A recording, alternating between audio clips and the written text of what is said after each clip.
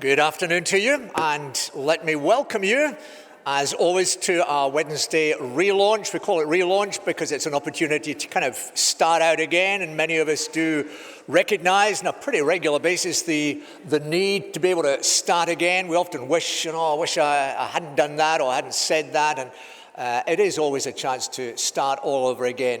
And to those of you joining us online as well, it is lovely to have you with us as well, and hope that you're able to enjoy our time here. We take the opportunity on a Wednesday at this time simply to pause just for a few moments and to learn a little bit from the Bible, God's book.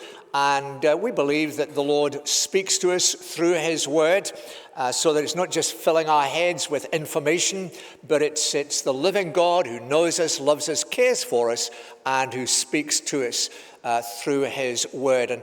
And so it's the last in the present series where we've been kind of touring around the Mediterranean a little bit, following the story of one of the early followers of Jesus, a man called Paul, who was taking the message about Jesus to as much of the world as he could possibly do. And he moved from Turkey into northern Greece and then down into southern Greece. And today we find him in a place called Corinth. And quite an interesting passage that we'll see in just a moment. But before we get into that, I thought I would show you a picture of something that was very special for me. This was the nearest I could actually find. I used to have, when I was a boy, a sizable soft toy elephant that for some bizarre reason was colored, rust colored. So it was kind of similar to that. And I used to take that to bed every night. I was scared silly of the dark. I was frightened to go to my room on my own in the dark at night and to go to sleep at night. I will put a picture of that up for you so that you've got an idea what it was like. In the dark, I was just terrified of the dark for no rational reason at all. Where I slept was 3 floors up. And absolutely no self-respecting burglar in the world would have figured out any way to climb up that high to get into the house that way. But I was sure that that was what was going to happen. And so I clung on to my little soft toy elephant that was called, with huge originality, it was called Jumbo. And I held on to Jumbo, and I kind of felt a little bit safer that this soft toy elephant somehow would scare the living daylights out of the burglar. And what we're going to be thinking about today is simply the ways in which and the degree to which we are often afraid. Sometimes for good reasons, sometimes for all sorts of kind of crazy reasons that we can't even put our finger on. Some people are afraid of spiders, some people are afraid of rabbits, and some people are afraid of who knows what. But we're going to read this story about a man who was afraid. The man, Paul, clearly was afraid.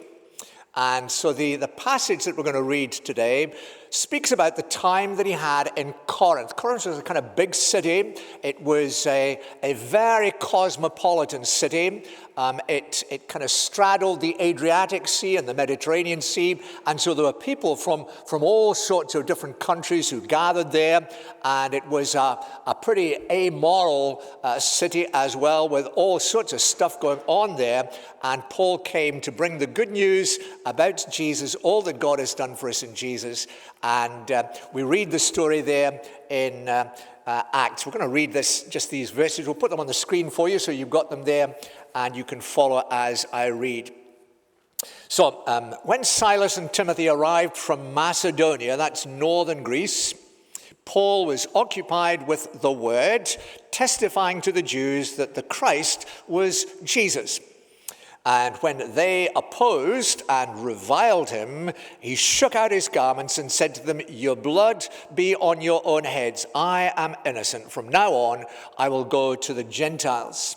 And he left there and went to the house of a man named Titius Justus, a worshipper of God. His house was next door to the synagogue. Crispus, the ruler of the synagogue, believed in the Lord together with his entire household. And many of the Corinthians, hearing Paul, believed and were baptized.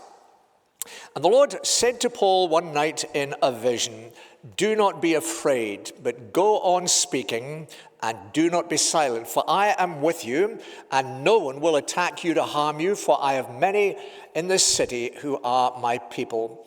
And he stayed a year and 6 months teaching the word of God among them. Now, there's the narrative of Paul's time in Corinth, and the kind of key phrase in the message that God spoke to him are simply these 4 words: "Do not be afraid." Now, the Lord doesn't waste his breath on telling people not to be afraid when they aren't afraid anyway. So it's pretty clear that Paul was afraid.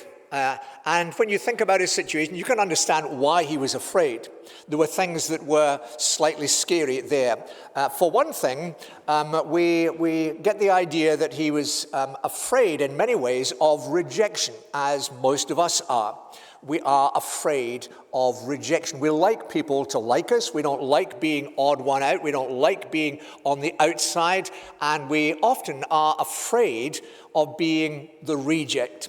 From our school days, some of you maybe remember that, what it felt like to be the one left out, rejected. You felt very alone and isolated, not a comfortable thing. We don't like to be rejected. And clearly that was part of his experience, that he was being rejected.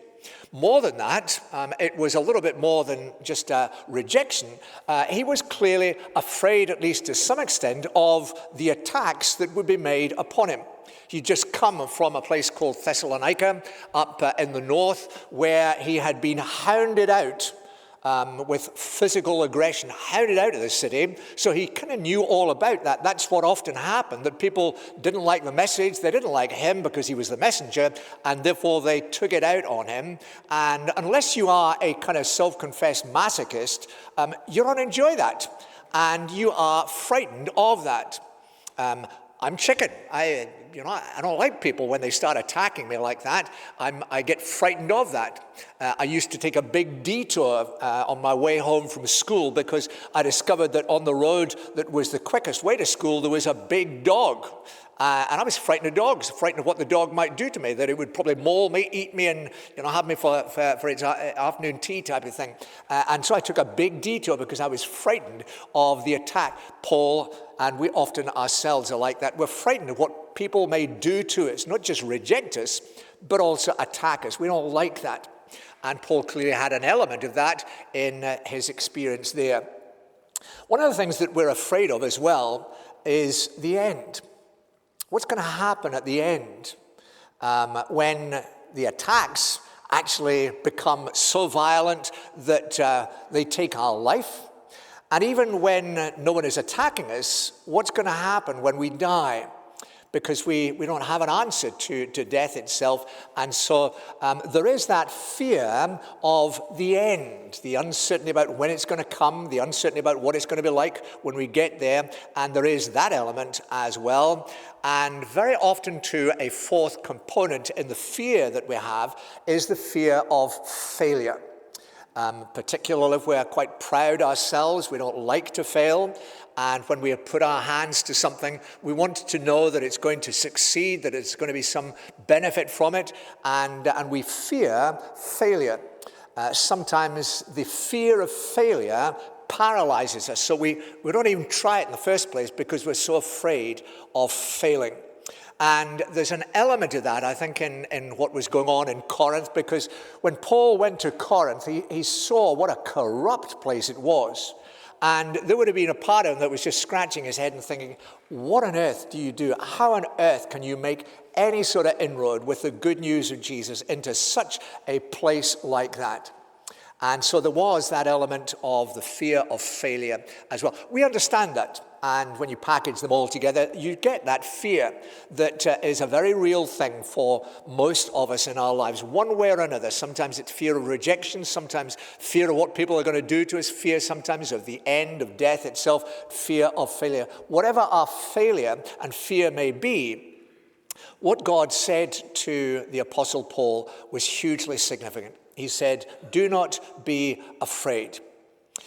That is, you might be interested to know, that is the most repeated command in the Bible.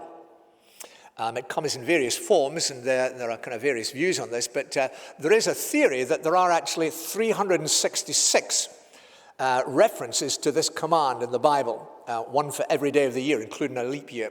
As if God, day by day by day, would underline this truth above all else, that in him you do not need to be afraid. And right at the heart of the psalm that is probably the best known chapter in the Bible, Psalm 23, the Lord's my shepherd, I shall not want. There is this line, I will not be afraid, I will fear no evil. And there is always, alongside the command that God gives, as I say, it's the most repeated command. So if you want to fulfill the commands of God, that's where you start. Do not be afraid, the most repeated command. And it is invariably accompanied by a reason. And you find the reason here in what we read. God gives a reason. This is why you're not to be afraid. Why? For I am with you. For I, the living God, I am with you. And this God is a mighty God. He is big, he is strong, he is wise, he is good. And none can stand against him. And if he is with you, Paul, you don't need to be afraid of anything, because no one messes with him. No one is able to get away with challenging him. And so if you have him, then you do not need to be afraid. And you maybe remember from the Christmas story that the name that is given to Jesus, this child that is born, is the name Emmanuel. He will be called Emmanuel, which means God with us. And that's the great, wonderful heart of the good news of Jesus. In this person, Jesus, it is God who has come to be with us. God come to be with you, whoever you are, whatever your circumstances. And that's what Paul was being reminded of. The living God has come to be with you. You don't stand alone here in Corinth, Paul. You're here because I've called you here because I've brought you here, and you don't need to be afraid of what is going to happen because I'm with you. And he then goes on to spell out something of the difference.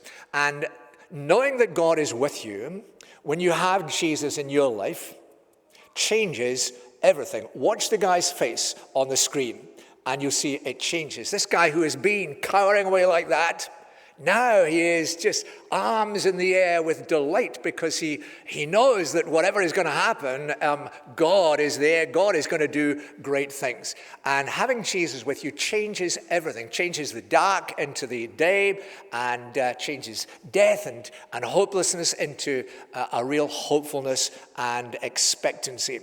And God spells out for him what happens when Jesus is with you. Two things in the text there that stand out that are worth reminding yourself of. First of all, God says, no one will attack you to harm you. No one will attack you to harm you. That's to say, when you have the risen Jesus in your life, and it's not a complicated business to have him in your life, you simply say, Jesus, I need you in my life. And he comes in, and it's God who is with you, and having him in your life, Jesus keeps you safe. It doesn't make life comfortable for you, but Jesus keeps you safe. That's the full import of that. So I'm going to remove that line and replace it by this more general statement that whoever you are, when you have Jesus in your life, Jesus keeps you safe. You can trust him for that because he is wise, he is strong, he is kind, he is good. That's what he does. He keeps you safe. He undertakes whatever your circumstances, whatever your problem, not to make you comfortable, but to keep you safe through whatever happens. And the second thing that God says to Paul is the consequence of his being with Paul in Corinth is God says, I have many in this city who are my people. I have many in this city who are my people. And when we translate that into a kind of general principle, a general truth that is true for every believer, then it translates like this. Jesus doesn't only keep you safe, Jesus makes you fruitful. Things happen as you seek to serve the Lord because he, the living God, is at work in you, through you, and for you. And he makes things happen. He makes things grow. And so even although if you'd looked at Corinth and thought to yourself, there is no way you're going to be able to plant a church there, the Lord says, no, you better believe I'm able to do all things, and I will do all things. And there are many in this city whose lives I'm going to turn upside down, change around for the good, give them a new future, make them alive, set them free, and watch me. That's what I'm going to do. So keep on speaking, keep on telling the message. You will be kept safe, Paul, and I will make you fruitful as well. One of the great promises that runs through the scriptures is simply this. That we are to abound always in the work of the Lord, because we know that in him, as we follow him, as we serve him, our labor in the Lord is never in vain. There is always fruit born from it. Not because we're special, not because we're clever, not because we're strong or good or whatever, but because he, the living God, makes things happen. And he makes things happen in a wonderful way. And the heart of it all is simply having Jesus with you. And you welcome him into your life. Say, Jesus, there's a whole lot I've got to learn about you. There's all sorts of things that I'm still questioning and still got all sorts of issues with, but I want you in my life. I need you in my life. I'm yours. Take me and use me. And he undertakes. He will keep you safe, and he will make you fruitful. He will do something with your life starting today. And that's why we call it ReLaunch. We kind of launch out again and say, Lord, okay, do that. I'm yours. Take me and use me in all that will follow from here. So let me pray as I close. Living God, thank you for that simple message that you spoke to your servant Paul all those many, many centuries ago. And thank you that you pluck that out from the past and speak it again into our lives today and say to us today, do not be afraid, for I'm with you, and I'll keep you safe, and I'll make you fruitful. And so we simply, again, as we bow before you, we offer up our lives to you and say, Lord, please do that with us.